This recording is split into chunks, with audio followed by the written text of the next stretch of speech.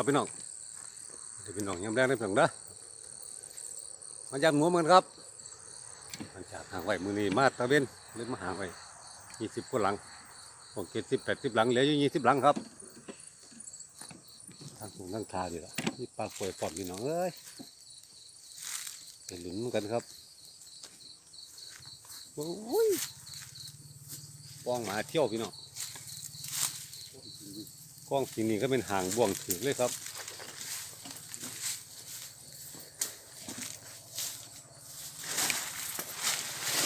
ไปเบิ่มกันครับไปเบิ่มกันครับ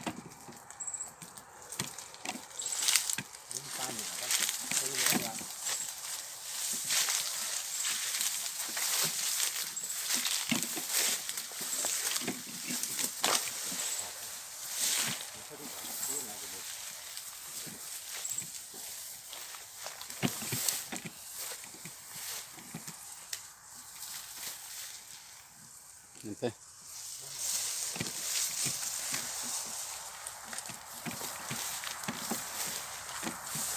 โอ้ยหลาย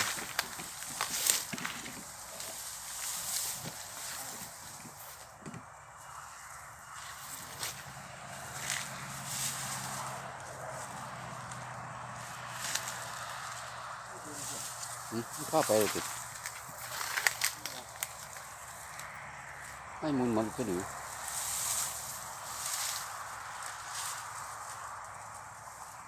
ข้าบ่วงไปติด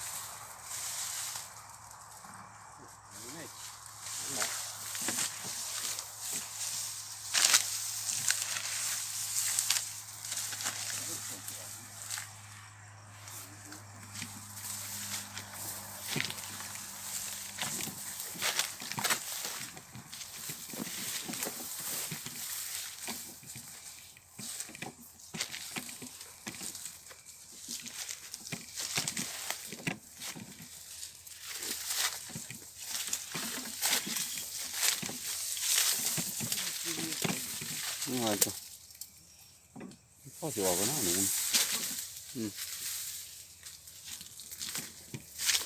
หนูมาหางเทียนเนาะออกเลยดิมันค่อยหางเทียน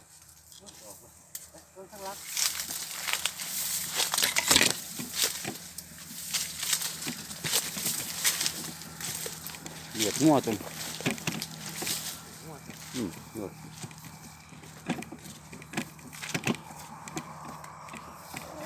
กันงัวมึงทั้งล่างครับอันเนี้ยครับพี่น้องยามพูดแล้วพอจักตัวสงสัยจะเว้นหรอครับยำแรงพอ12,000มาหลุดกันครับ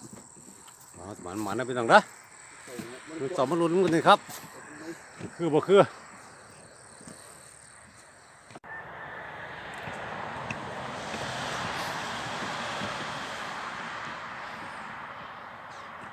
ครับพี่น้อง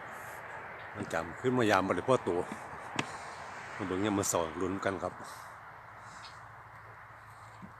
แต่กลัวขากตัวบ่พี่น้องอากาศก็เริ่มหนาวแล้วครับนี่เนื้อถือบ่โอ้ยหลังแรกโอ้ยไก่พี่น้องนี่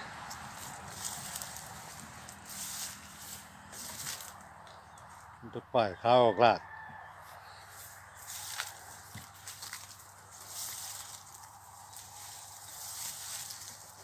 นี่ยังมาถือกันเนี่ยบ่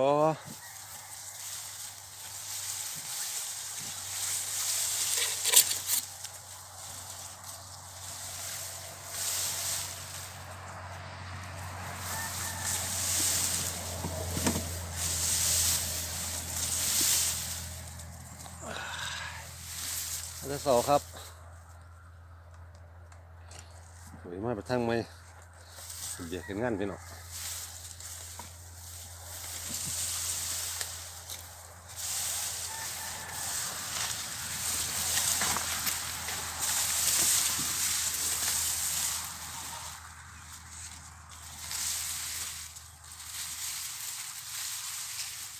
ลืออยู่หลังเลยเด้อมาขั้นกันบ่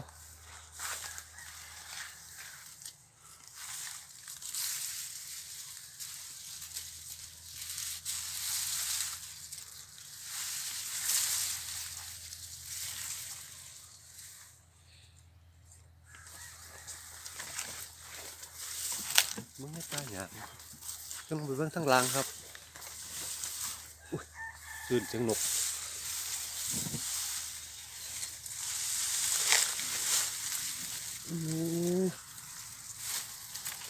ที่นี่มาแก่จ่อยลุยๆอยู่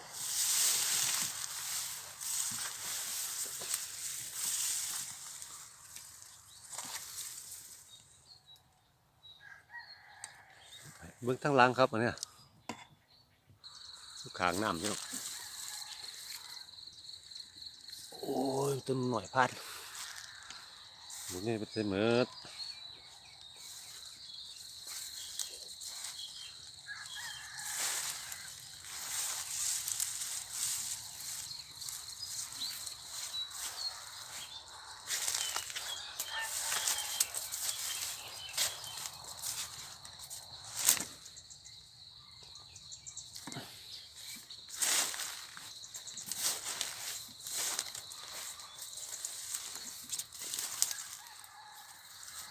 ท่านเดี๋ยวจะซื้อไม่น่าถือ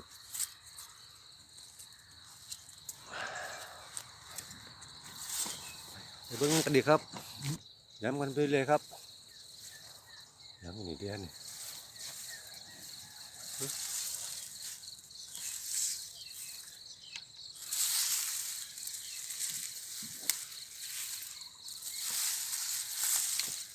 ไม่ใช่อะไรพี่น้องเพื่อนตะไปโอ้ยโอ้ยน้องตื่นหมดพูดครับอุ้ยลงมาอยู่ผีพี่น้องวัดว่ามันกัดลักหักเสียนี่โอ้ยมันโนมันเลยมึงเนี่ยอุ้ยฝุ่นลักที่ไหนพี่น้องเอาแล้วพี่น้องเอาแล้วครับโอ้ยลงมาของอยู่เหลือแต่ว่าใครตัวมันลงน้ำนี่หนึ่งตัวเรียบร้อยแล้วพี่น้องเอาตัวแรกครับปวดหางไอ้ปวดพาลงมาเลยครับอนุญาตมันพี่น้องปวดหนึ่งตัว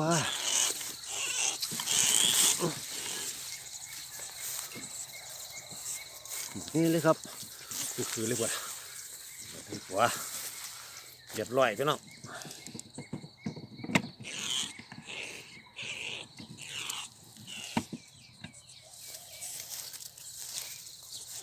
เหยียบเป็นบ่อไรครับเหยียบเป็นลงน้ำ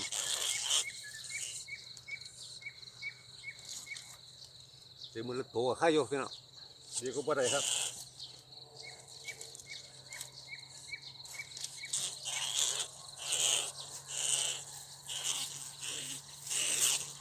หายากครับตัวมือเนี่ย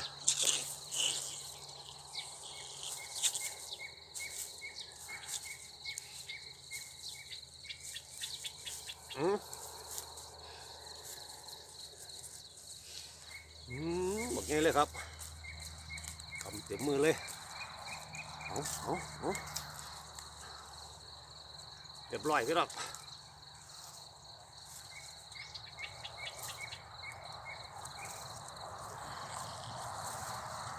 ขึ้นจันดีแต่เดินหนึ่งนะ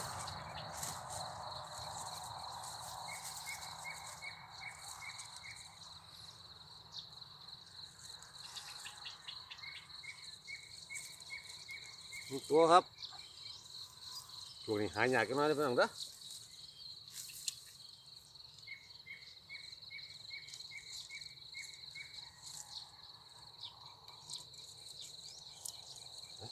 ย้ำกันเลยครับ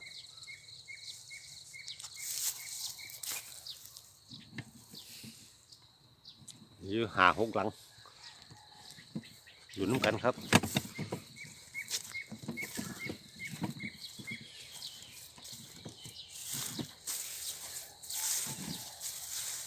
โอ้เผียวให้คุณแม่ทั้งเตะ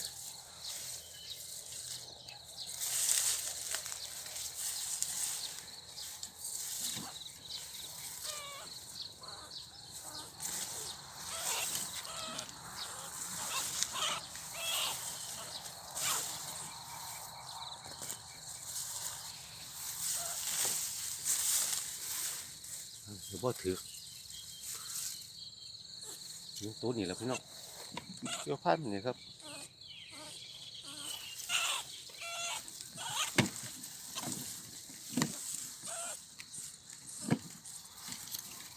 ข้างหลังนี่ก็อยู่ติดกัน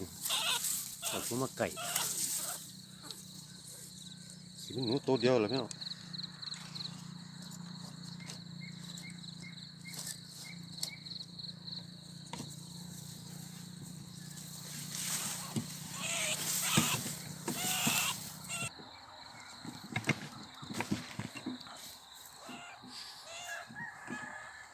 ครับพี่น้องหลังจากยามบ่วงเลยแล้วตัวเดียวครับตัวเดียวก็ถือว่าหมานตัวเดียวแหละครับตัวตรงเต๋อจะเป็นอ่ะหนูเบาครับ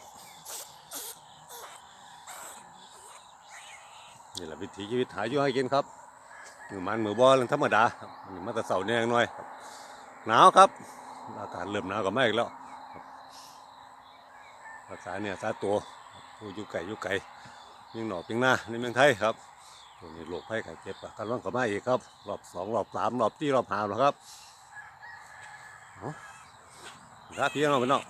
การเนี่ยตัวได้พี่น้องนะเหมือนต่อพอดไหมครับรับมันเลยสวัสดีครับหนึ่งตัว